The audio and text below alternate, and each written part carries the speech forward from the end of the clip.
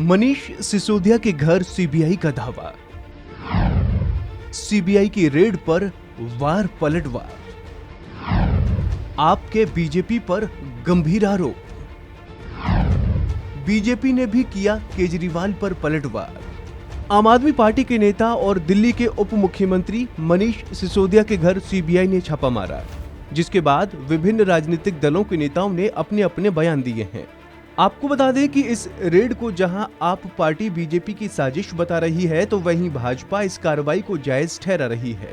इसी कड़ी में आपके नेता गोपाल राय ने भी ट्विटर पर पोस्ट के जरिए मोदी सरकार को कटघरे में खड़ा किया है। उन्होंने अपने ट्वीट में लिखा, जिस दिन न्यूयॉर्क टाइम्स मनीष सिसोदिया के कामों की तारीफ में खबर छापता है, ठीक उसी दिन सीबीआई की रेड करवाई जाती है। दिल्ली का शिक्षा और स्वास्थ्य मॉडल पूरी तरह से चर्चित हो रहा है। मोदी सरकार इसे रोकना चाहती है। अच्छे कामों को रोकने के लिए एजेंसियों का दुरुपयोग करना दुखद है। दरअसल शुक्रवार तड़के सीबीआई ने दिल्ली एनसीआर समेत 21 जगहों पर छापेमारी की, जिसमें दिल्ली के डेप्यूटी सीएम मनीष सिसोदिया का घर और दिल्ली के तत्कालीन आबकारी आयुक्त अरावा गोपी कृष्ण का परिसर शामिल है। इस रेड की जानकारी देते हुए दिल्ली के उप मुख्यमंत्री मनीष सिसोदिया ने ट्वीट कर कहा, सीबीआई आई है, उनका स्वागत है। हम कट्टर ईमानदार हैं, लाखों बच्चों का भविष्य बना रहे हैं। बहुत ही दुर्भाग्यपूर्ण है कि हमारे देश में जो अच्छा काम करता है उसे इसी तरह परेशान किया जाता है, इसलिए हमारा देश अभी तक नंबर 1 नहीं बन पाया। वहीं सीबीआई की इस कार्रवाई को लेकर राज्यसभा सांसद और वरिष्ठ वकील कपिल सिब्बल ने सीबीआई और ईडी को सरकार का हाथ बताते हुए कहा कि अब केजरीवाल आगे बढ़ रहे हैं तो भाजपा उन्हें अस्थिर करने में लगी है और पहले सत्येंद्र जैन अब सिसोदिया को टारगेट कर रही है। कपिल सिब्बल के साथ ही पंजाब के मुख्यमंत्री भगवंत मान ने भी इस मामले में अपनी प्रतिक्रिया दी है। उन्होंने अपनी एक ट्विटर पोस्ट में लिखा, मनीष सिसोदिया आजाद भारत के सबसे बेहतरीन शिक्षा मंत्री हैं। आज यूएस के सबसे बड़े अखबार एनवाईटी ने फ्रंट पेज पर उनकी फोटो छापी और आज ही मोदी जी ने उनके घर सीबीआई भेज दी। ऐसे भारत कैसे बढ़ेगा आगे। वहीं बीजेपी सांसद परवेश वर्मा ने एक्साइज पॉलिसी मामले में दिल्ली के डेप्यूटी सीएम मनीष सिसोदिया पर सीबीआई के छापे पर बोलते हुए कहा, इसके लिंक तेलंगाना से जुड़े हुए हैं। होटल बुक किए गए, रेस्टोरेंट मनीष सिसोदिया सौदों को तोड़ने के लिए। मुझे लगता है कि 10-15 प्राइवेट खिलाड़ी हैं, सरकार के लोग और मनीष सिसोदिया। इसके तार जो मैंने बताया कि लिकर माफिया जो हैं वो अपना तेलंगाना से भी इसके तार जुड़े हुए हैं और इन्होंने कौन सा होटल बुक कराया हुआ था, वहाँ पे कौन सा स्वीट बुक कराया हुआ था, वहाँ पे कब का मनीष सिसोदिया गए, कौन कौन से रेस्टोरेंट में रात को वो जाके कहाँ पे डील करते थे, किन किन लोगों से डील करते थे। इसमें 1-2 आदमी नहीं है, इसमें प्राइवेट प्लेयर्स भी लगभग मैं समझता हूँ 10-15 लोग हैं और इसमें सरकारी लोग भी हैं और इसमें मनीष सिसोदिया भी खुद हैं। अब क्योंकि ये जो विभाग है ये मनीष सिसोदिया के पास है, तो अरविंद केजरीवाल जी ने अपने पास कोई विभाग ही नहीं रखा, उन्होंने सारे विभाग अपने मंत्रियों को दे दिए।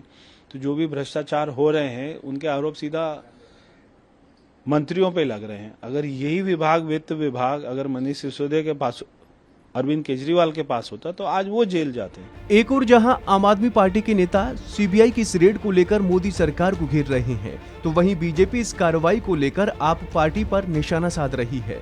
सूचना एवं प्रसारण मंत्री अनुराग ठाकुर ने आम आदमी पार्टी पर निशाना साधते हुए कहा कि शराब के ठेके में दिल्ली में भ्रष्टाचार हुआ है। ये मनीष सिसोदिया और अरविंद केजरीवाल की सांठगांठ है। शराब के ठेके का करप्शन देश के सामने आया है।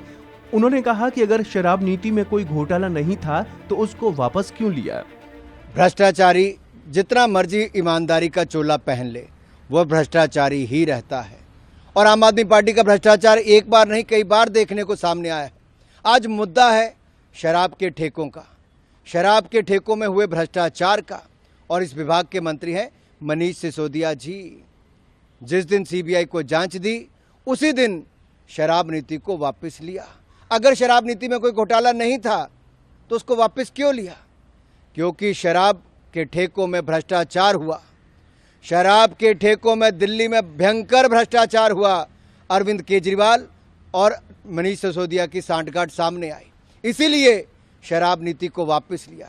सीबीआई और जांच की डर अरविंद केजरीवाल जी को मजबूर करती है ट्वीट करने पर कि ये शिक्षा नहीं, ये शराब की बात हो रही है और आम आदमी पार्टी के शराब के ठेकों में हुए भ्रष्टाचार की बात हो रही है। जनता को मूर्ख न समझें, राष्ट्र के नाम अपना संदेश देना बंद करें।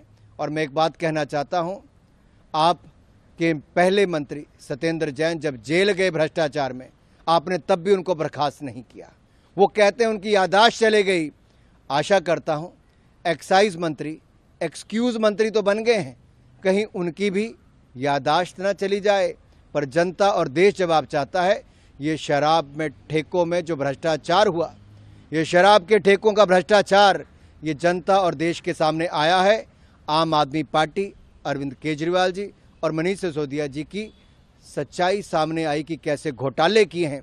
ये भ्रष्टाचार के खिलाफ आंदोलन करने की बात करते थे, कभी भी राजनीति में ना आने की बात करते थे।